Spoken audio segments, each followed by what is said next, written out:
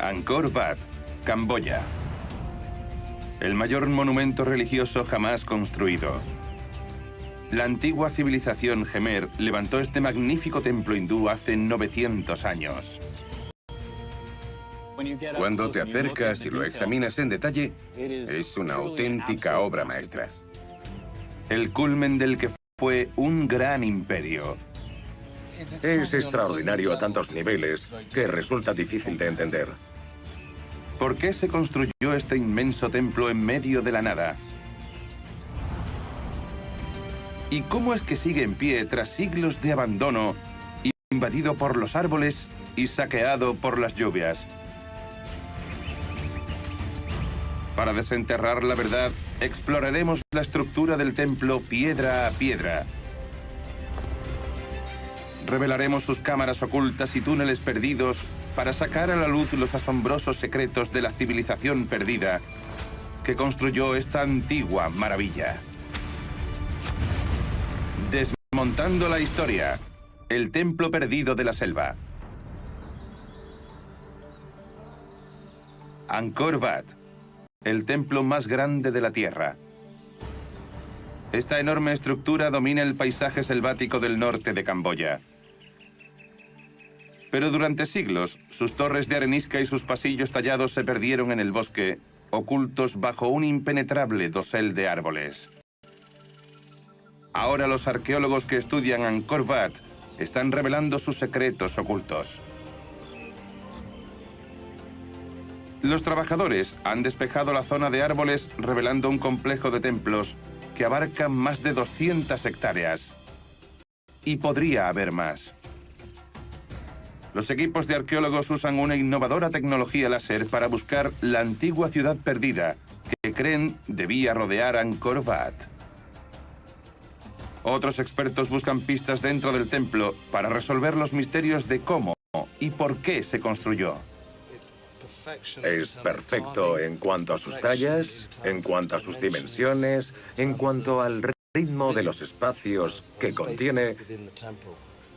Su construcción requería una visión extraordinaria.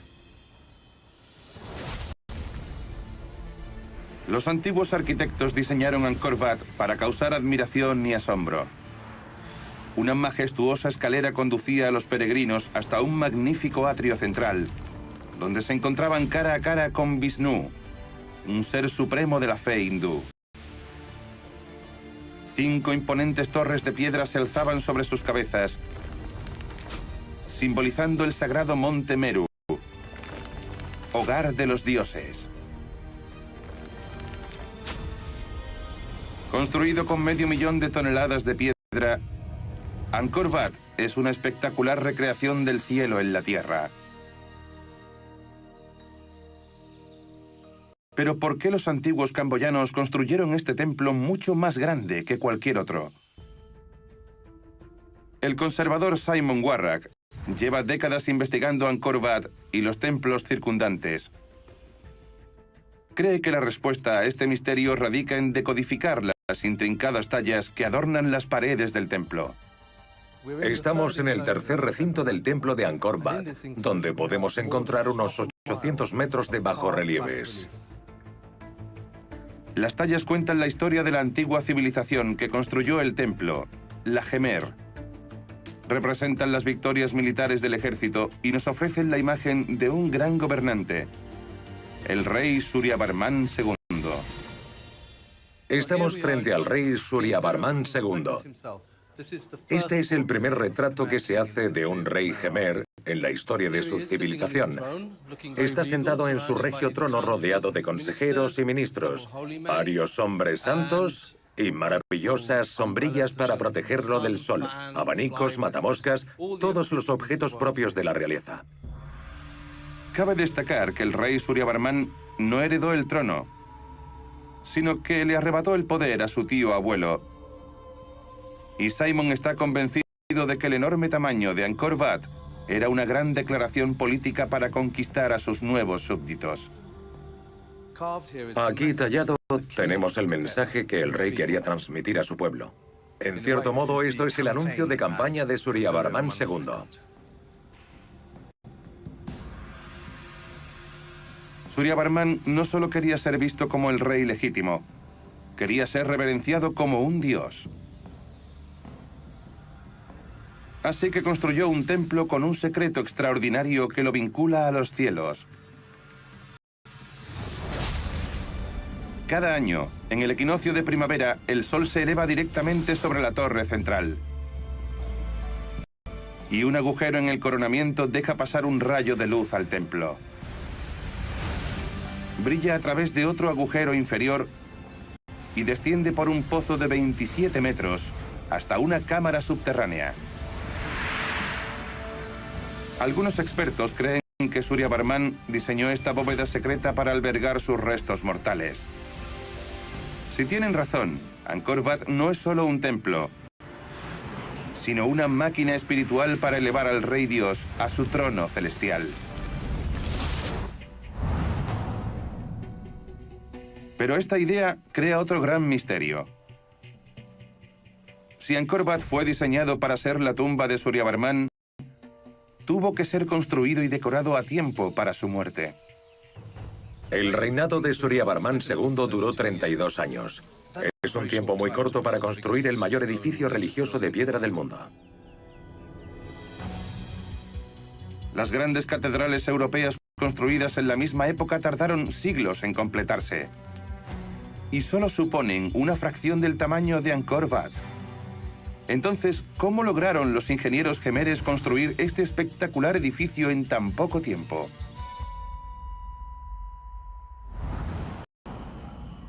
Simon cree que la solución podría estar en el elevado número de mano de obra. Para poner a prueba su teoría, visita otro templo jemer, Phnom Baken, donde un equipo de canteros está reconstruyendo la pared suroeste del templo. Simon experimenta tallando un bloque de piedra arenisca. Quiere averiguar cuánto tiempo habría tardado el obrero jemer en hacer este mismo trabajo hace 900 años.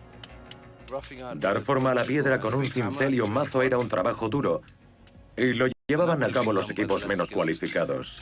Para asegurarse de que los bloques estuvieran alineados entre sí, tenían que cincelarlos y luego lijarlos hasta dejarlos perfectamente lisos. Lo más incómodo de este tipo de trabajo es, por supuesto, el calor y el polvo. Simon es un experto cantero y, a pesar de ello, tarda más de 2 horas en preparar el bloque para la pared del templo. Esto de aquí es un bloque relativamente pequeño, puede transportarse a mano. Los bloques de Angkor pesan hasta 10 toneladas y fueron colocados in situ para luego trabajarlos a mano. Es una tarea tan monumental que resulta difícil imaginarla. Simon sospecha que un cantero jemer habría tardado unas 8 horas en preparar cada uno de los bloques empleados para construir Angkor Wat.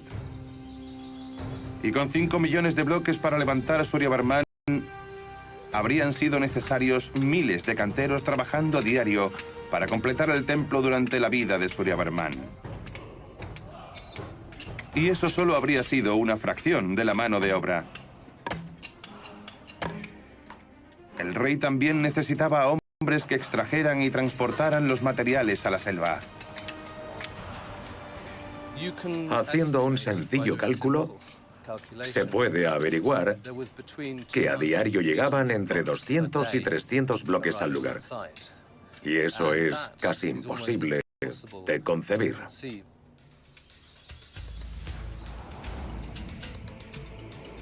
Angkor Wat se encuentra en medio de la selva. La piedra arenisca más cercana se encuentra en las montañas de Kulen, a 40 kilómetros al este. La investigación arqueológica ha revelado que los jemeres excavaron canales para unir los ríos y así crear una ruta de transporte directa al lugar de la construcción. Hicieron balsas de bambú para llevar los bloques de arenisca y la corriente los llevó hasta Angkor Wat. Este sistema proporcionaba un suministro constante de piedra arenisca a un ejército de constructores que trabajaban incansablemente para erigir el templo.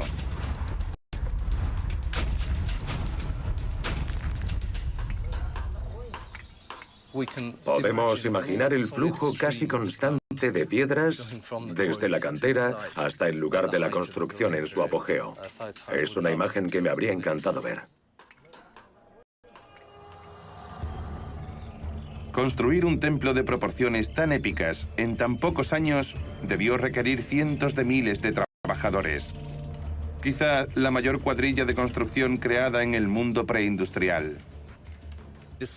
El tamaño del equipo debía ser extraordinario, realmente enorme. Eso muestra una capacidad de organización característica de una civilización muy grande.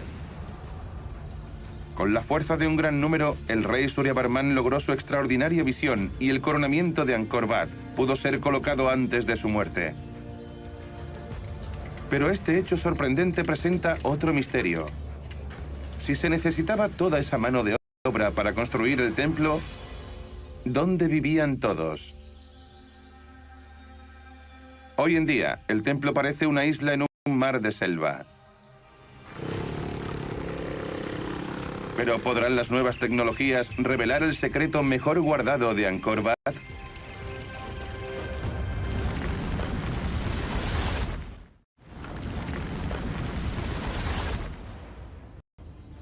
Hoy en día, los turistas se maravillan ante el esplendor de Angkor Wat y su enorme foso. Diseñado para glorificar el gobierno de un ambicioso rey, contiene centenares de columnas magníficas y sus paredes y torres están decoradas con miles de tallas exquisitas. Pero hace 900 años debía verse aún más magnífico. Sus techos estaban cubiertos con pan de oro. Cada puerta estaba coronada con finas tallas de oro. Al igual que las piezas centrales, las 5 torres de loto también cubiertas de oro que reflejaban la luz del sol, brillando como faros a través de la selva. Se necesitaron cientos de miles de trabajadores para construir este lujoso monumento. Pero en la actualidad no se aprecia ningún indicio de que existiera una ciudad a su alrededor. Así que, ¿dónde vivían estas personas? Es un misterio, porque la selva se ha tragado casi cualquier rastro de asentamientos periféricos. Es muy interesante para nosotros saber dónde y cómo vivía aquella gente y cómo se organizó el espacio. El arqueólogo Jean-Baptiste Chevans busca los restos de esta Atlántida de 900 años de antigüedad. Hoy examina los resultados de una innovadora tecnología cartográfica llamada LIDAR. Un LIDAR es un dispositivo volador que mide distancias mediante un láser. Los rayos láser exploran el suelo, cubriendo cada centímetro, y lo despoja de todos los árboles y arbustos para revelar el verdadero paisaje bajo la densa vegetación. Las investigaciones de Jean-Baptiste revelan algo asombroso. Este es el templo de Angkor Wat con los fosos.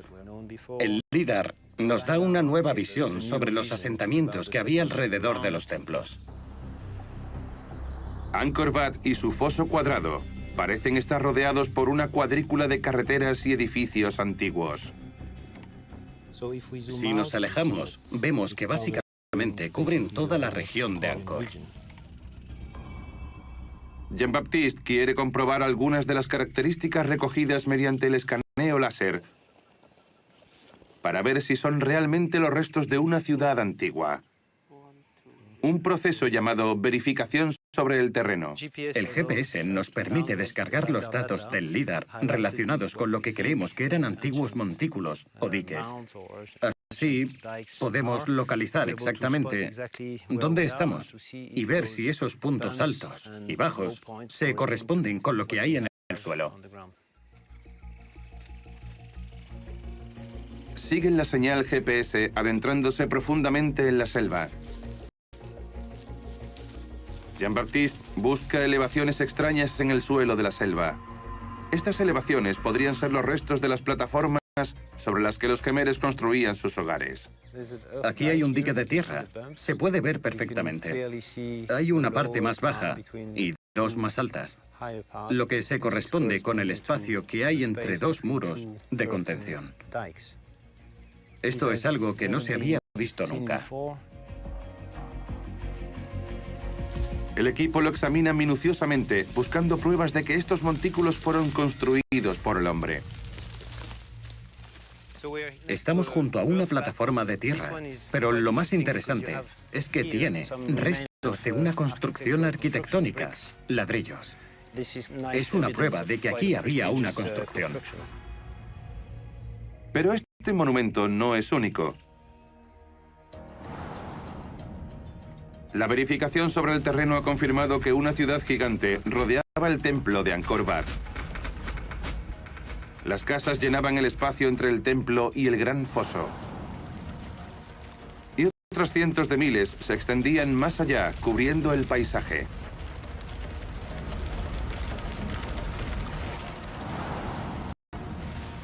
Los jemeres excavaron anchos canales entre estas agrupaciones de casas, creando una compleja red de transporte. Esta inmensa metrópolis abarcaba más de 1000 kilómetros cuadrados y era el hogar de 750.000 personas. Angkor Wat no era solo un templo, era el centro de una megaciudad, una de las más grandes del mundo. Pero los gobernantes jemeres estaban decididos a crear un imperio. Simon Warrack explora las antiguas comunidades que aún viven en las colinas que rodean Angkor Wat. Busca el material misterioso que cree que condujo a los jemeres a la grandeza. Estamos con un herrero que está fabricando una herramienta ampliamente representada en los bajorrelieves de Angkor que son del siglo XI. Esto es idéntico. Son las mismas herramientas que hacían sus antepasados hace 1000 años. Estas herramientas se forjan de hierro, un metal muy difícil de encontrar en esta parte del mundo. Es una gran obra de arte e increíblemente afilada. Podría darle buen uso. ¿Pudo el hierro ser el arma secreta del Imperio Jemer? El hierro habría sido el material perfecto en aquella época. Podían afilarlo y hacer un grueso cincel para cortar grandes trozos de roca a la hora de tallarla. También se le podía dar una punta fina para trabajar los detalles que vemos en Angkor. Si los jemeres tenían acceso a grandes cantidades de hierro, podrían haberlo usado para impulsar todos los aspectos de su cultura, desde la construcción hasta la agricultura y, sobre todo, la guerra. Las armas de hierro explicarían cómo el Imperio Jemer se extendió tan rápidamente, conquistando todo el sudeste asiático en tan solo 22 años. El ejército era algo extremadamente importante, ya que les permitió expandirse y crear un imperio de un tamaño como el suyo. La abundancia de hierro transformó a los jemeres de una simple civilización a un poderoso imperio. Pero ¿cómo podemos saber si tenían acceso a este raro y milagroso material? Los arqueólogos han descubierto una pista crucial oculta dentro de los bloques de piedra arenisca que conforman Angkor Wat. Los jemeres no utilizaron mortero. Sorprendentemente, su gran templo está unido por hierro. Unos curiosos agujeros en la piedra revelan cómo lo hicieron. Estas son las cicatrices que dejaron los saqueadores que rompieron la piedra para extraer las abrazaderas de hierro. Diseñadas para mantener las piedras unidas, se colocaban entre los bloques de arenisca y debía haber miles de ellas. Pero ¿de dónde sacaron los jemeres todo este hierro y cómo pudieron permitirse usar tanto en el templo? Asombrosamente, no hay mineral de hierro en los alrededores de Angkor Wat. Esto presenta otro rompecabezas que los expertos intentan resolver. Estamos a 1,5 kilómetros al sur de Nom Dek, que literalmente se traduce como la montaña de hierro. Es una zona realmente importante, porque hay una serie de montículos cubiertos de escoria que creemos que eran lugares donde se producía hierro. El arqueólogo Mitch Hendrickson cree que los Jemeres confiaban en las habilidades especializadas de una tribu conocida como Kui, que vivía a 130 kilómetros de Angkor Wat.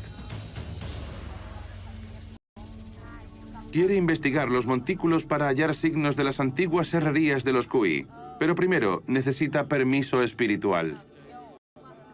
Antes de iniciar cualquier excavación, debemos hacer una pequeña ceremonia. La tradición local dice que si no lo limpias de espíritus, pueden suceder cosas malas, tanto a ti como a los dueños de la tierra. Así que es mejor contentar tanto al mundo espiritual como al cultural.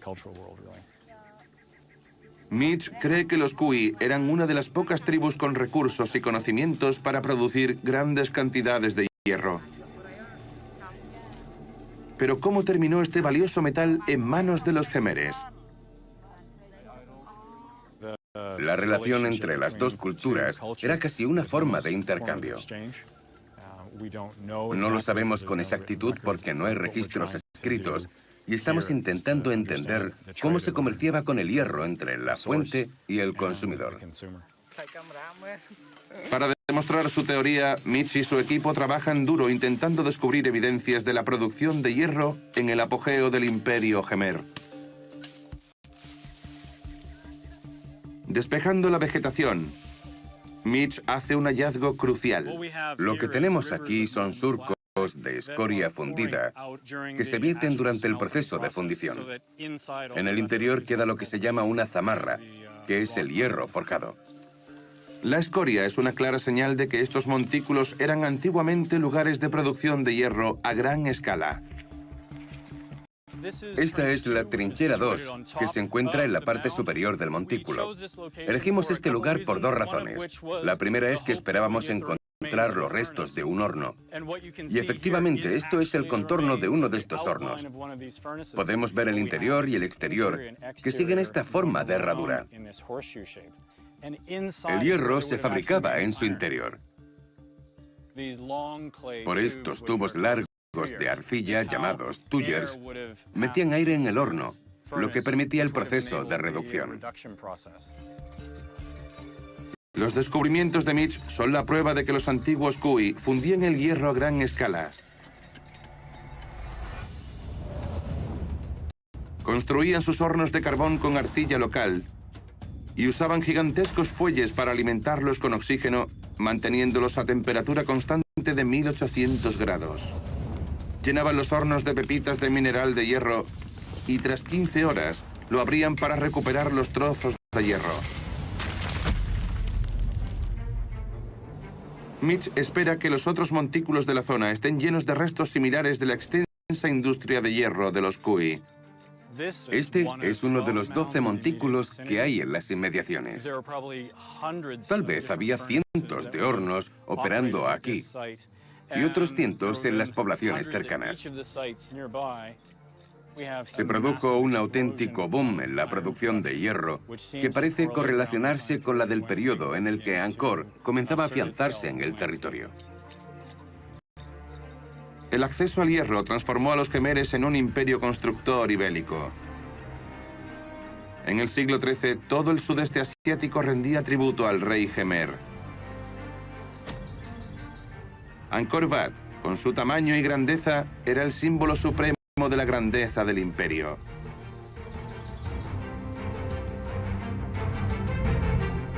Pero los antiguos Jemeres se enfrentaban a un desafío monumental. Angkor está asentado sobre un blando suelo arenoso y para mantener su preciada joya en pie necesitaban una solución de ingeniería de una escala sin precedentes.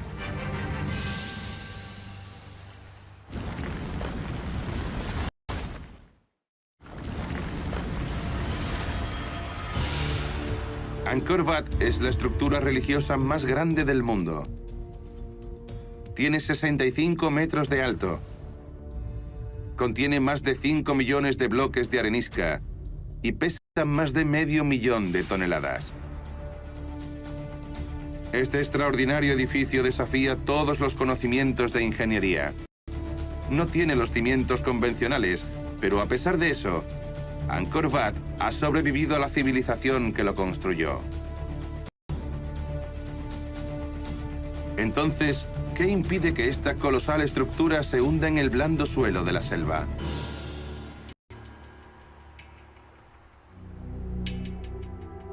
Las erosionadas paredes del templo revelan una posible pista. Donde los bloques de piedra arenisca se han caído, un misterioso tipo de roca ha quedado expuesta. Esta piedra rojiza está llena de bolsas de aire y se llama laterita. ¿Podría esta extraña roca con aspecto de panal de abeja ser la razón por la que Angkor Wat se mantiene aún en pie? Los arqueólogos han revelado que la base del templo es un monte de tierra compacta, cubierto con bloques de laterita y una fina capa de pavimento de piedra arenisca. Los jemeres utilizaron enormes bloques de laterita para construir el núcleo interno del templo.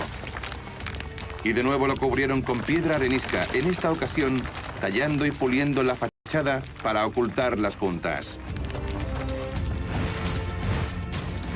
Aunque bien escondido, Angkor Wat tiene el corazón de laterita, de aspecto parecido a una esponja. ¿Pero qué evita su hundimiento?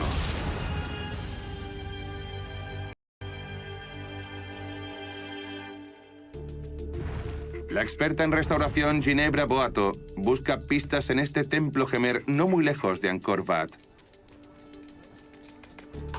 Al desmantelarlo y reconstruirlo, los restauradores han revelado secretos ocultos sobre la inteligente ingeniería jemer. Estamos en la esquina sureste del templo de Phom Baken. Es una zona en la que hemos observado una gran pérdida de los cimientos originales. El equipo de Ginebra está restaurando las muchas capas de laterita y arenisca del edificio. Es una buena oportunidad de investigar por qué los jemeres escogieron esta extraña combinación de materiales de construcción. Para reparar el templo, debe retirar cada bloque de piedra. Es un minucioso trabajo. Es como un rompecabezas. Cuando tenemos que organizar un número tan grande de piedras, es necesario llevar un meticuloso inventario de los bloques. Los numeramos para poder quitarlos, desmantelarlos, limpiarlos, tratarlos y luego volverlos a colocar en el mismo lugar de donde los quitamos. Cada bloque de la capa interior de laterita debe ser restaurado antes de volver a ser colocado en la pared. Sorprendentemente parece que el peso no es la respuesta. La laterita resulta ser tan pesada como la piedra arenisca, a pesar de su apariencia de panal de abeja. Pero si los antiguos jemeres no usaban laterita para evitar que Angkor Wat se hundiera, ¿por qué la usaban? La laterita es muy fácil de tallar y esculpir en forma de bloque. Creo que esta es una de las razones por las que el uso de laterita estaba tan extendido y por qué se empleó tanto, especialmente como material de relleno.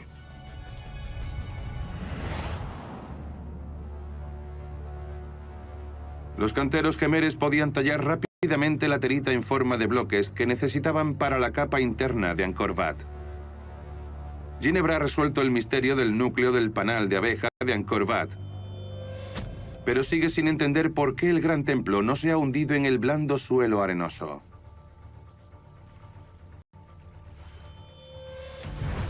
Po Han cree tener la respuesta. Está convencido de que el foso que rodea el templo desempeña un papel crucial. El foso de Angkor Wat contiene alrededor de 2 millones de metros cúbicos de agua. Se trata de un enorme sistema de ingeniería acuática que construyeron para sostener el templo. Los ingenieros jemeres excavaron un enorme foso que medía casi 8 kilómetros de circunferencia y 198 metros de diámetro. ¿Cómo puede esta masa de agua sostener al templo? Po cree que la arena seca bajo Angkor Wat no puede sostener el templo en pie.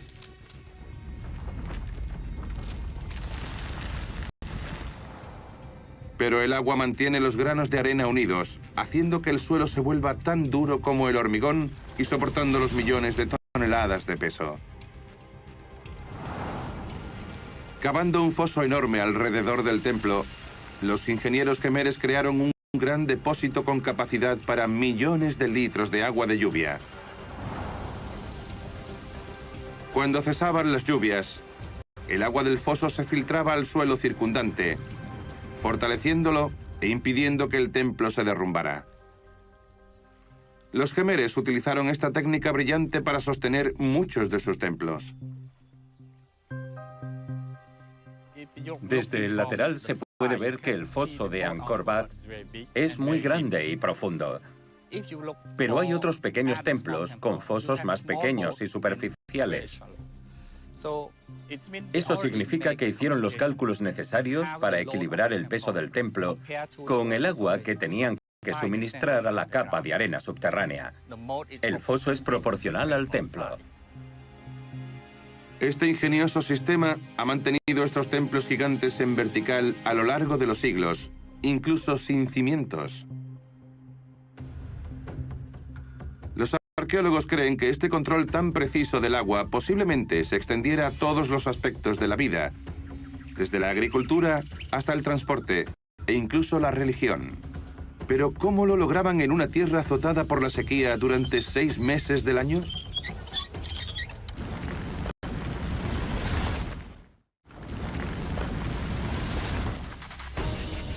La civilización que construyó Angkor Wat desapareció misteriosamente hace 400 años. Los historiadores tienen que buscar pistas sobre su cultura perdida en los templos que dejaron atrás y el paisaje ritual circundante. Simon Warrack se encuentra río arriba buscando los orígenes de la obsesión casi religiosa de los gemeres por el agua. El agua está en el corazón del increíble éxito de la civilización Gemer. La gestión del agua y, por lo tanto, la naturaleza sagrada del agua. Por eso aquí arriba, en el monte Kulen, encontramos un río donde el lecho ha sido tallado con cientos de lingams. Aquí se pueden ver perfectamente varias filas de ellos.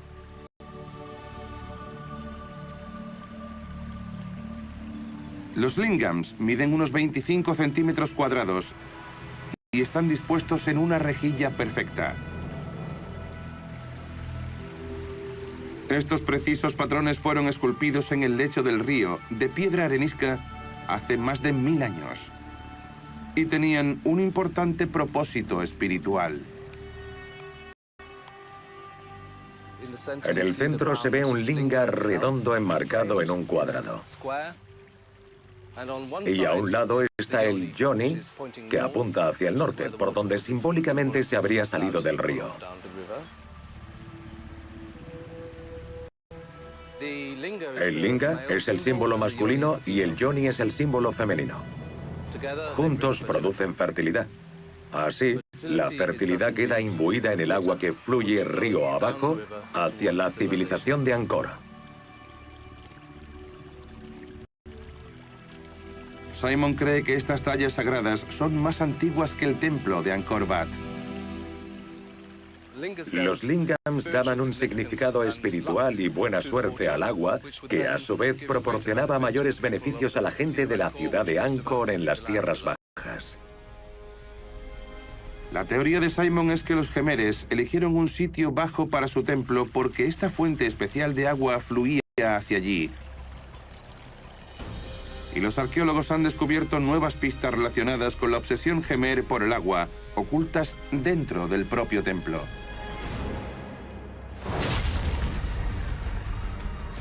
Angkor Wat es un ejemplo de ingeniería hidráulica. Las tejas fueron dispuestas en pendiente para que el agua de lluvia bajase rápidamente y las paredes de piedra arenisca ocultan un elaborado sistema de drenaje. Decenas de agujeros y túneles tallados en la estructura del templo.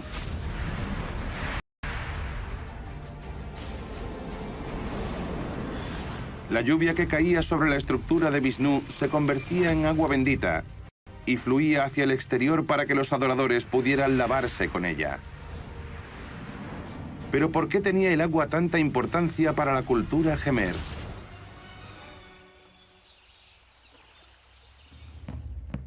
El ingeniero Po Han cree haber encontrado una pista en el estilo de sus antiguas viviendas, diseñadas para hacer frente a las inundaciones durante la temporada del monzón. El paisaje de esta zona es completamente diferente durante la estación seca y la estación húmeda, porque el nivel del agua cambia. En la temporada seca es tierra normal, pero en la temporada de lluvias parece un océano. Los antiguos Khemeres se enfrentaban a un desafío increíble: alimentar a la creciente población frente a niveles de agua tan diferentes. Pero poniendo el control de este recurso a la vanguardia de su civilización, lograron crear las condiciones perfectas para el cultivo de su producto básico más importante todo el año. En Khmer decimos jobai. Bai significa arroz, comer arroz. En Khmer desayunar se dice jobai pruk. Almuerzo se dice jobai gaitran. Y cena se dice jobai inye. Siempre se repite comer arroz. Para el pueblo Khmer, el arroz era esencial. Sin arroz no podían sobrevivir. Pero para cultivar arroz son necesarios unos precisos niveles de agua. El nivel del agua es muy importante para el arroz, porque es una planta que necesita mucha agua alrededor. El mínimo de agua de un campo de arroz es de unos 5 centímetros. Con menos agua se estropearía. Con la sequía asolando la tierra durante 6 meses al año, los Khemeres tuvieron que encontrar la forma de mantener sus cultivos de arroz sumergidos a lo largo de las estaciones. Po busca los restos de su ingeniosa solución de ingeniería. Tenían pequeños diques alrededor de los campos de arroz para controlar el nivel de agua y asegurarse así las condiciones perfectas para el cultivo. Para mantener un flujo constante de agua, los ingenieros Khemeres necesitaban una forma de contener y almacenar el agua procedente de las lluvias monzónicas. Y para ello excavaron inmensos embalses.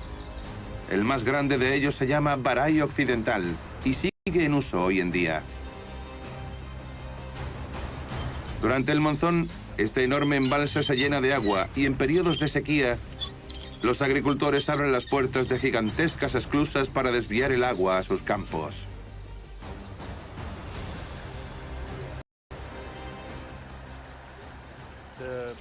La esclusa del Barai Occidental libera el agua al canal secundario y de este pasa a un tercer canal para la irrigación de esta zona.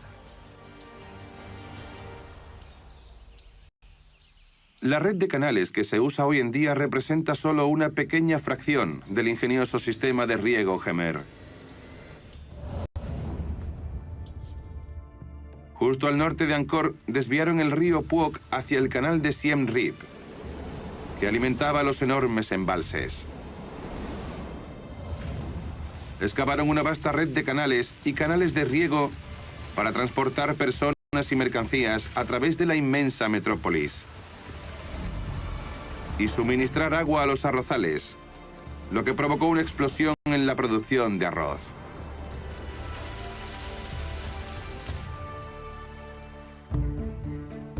La mayor parte del país solo tenía una cosecha anual, pero los innovadores agricultores de Angkor Wat cultivaban constantemente. En el Barai Occidental seguimos teniendo 3 cosechas de arroz por año. Una vez más, los Khemeres domaron los elementos y convirtieron la tiranía del monzón en una ventaja. Su ingeniería les permitía alimentar a la vasta población necesaria para apoyar la expansión de su imperio. El gran rey Khmer Suryavarman II construyó Angkor Wat como símbolo de su condición divina. Con sus magníficas torres de loto y tallas de diosas hindúes, el templo era una recreación del cielo en la tierra.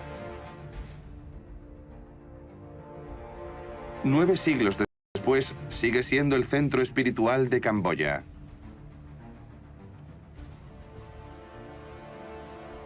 Cuando el templo fue construido, era y sigue siendo actualmente el corazón del pueblo Khmer. Todo camboyano de cualquier parte del mundo sueña con visitar este lugar una vez en su vida. Hoy los monjes budistas usan el templo como retiro. Vienen aquí a rezar y a meditar. Pero la vasta ciudad que una vez rodeó Angkor Wat ha desaparecido. ¿Qué causó el colapso repentino de este gran imperio? Simon Warrack se encuentra en el canal de Siem Reap, justo al norte de Angkor, en busca de pistas sobre la caída del imperio. Está convencido de que el ataque de una potencia extranjera es la respuesta más probable. Pero ¿cómo pudieron estos invasores superar al temible ejército de Angkor? Teniendo en cuenta que se trataba de un imperio tan grande que se extendía por todo el sudeste asiático, tuvo que haber más factores en juego. Simon sospecha que una catástrofe ambiental pudo haber debilitado los recursos del ejército Khmer. Y ha venido en busca de pruebas que apoyen su teoría. Este puente, aquí, está hecho con muchas piedras del templo. Podemos ver partes de una bóveda, tallas, así que debieron construirlo a finales de periodo angkoriano. Pero la evidencia de lo que sucedió no se halla tanto en las piezas de la estructura como en su base. Simon cree que la ubicación de este puente es la clave de la misteriosa desaparición del imperio Khmer. Obviamente la base estaría en el fondo del río en el momento de su construcción. Sin embargo, hoy en día está mucho más abajo. Así que se ha producido un cambio radical entre finales de la época angkoriana y la actualidad. El cauce del río ha descendido alrededor de 4,5 metros. Esto demuestra que algo falla. Puede ser un cambio producido por la erosión del río o por un fallo en los sistemas de agua. El Siem Reap era una fuente crucial de agua para el riego y los khmeres hicieron grandes esfuerzos para gestionarlo. El agua se controlaba en beneficio de la ciudad mediante el uso de esclusas y presas. Todo estaba bajo control. Pero con el tiempo, la erosión desgastó los lechos de los ríos y los niveles de agua bajaron. Los granjeros khmeres comenzaron a tener problemas para desviar la preciada agua a sus campos. El fallido sistema de riego provocó escasez de alimentos y debilitó al reino. Los khmeres ya no eran lo suficientemente fuertes como para defenderse. Finalmente, el reino siamés de Ayutthaya sitió Angkor en 1431 y derribó la ciudad. El gran imperio Khmer y sus magníficos templos se perdieron en la selva.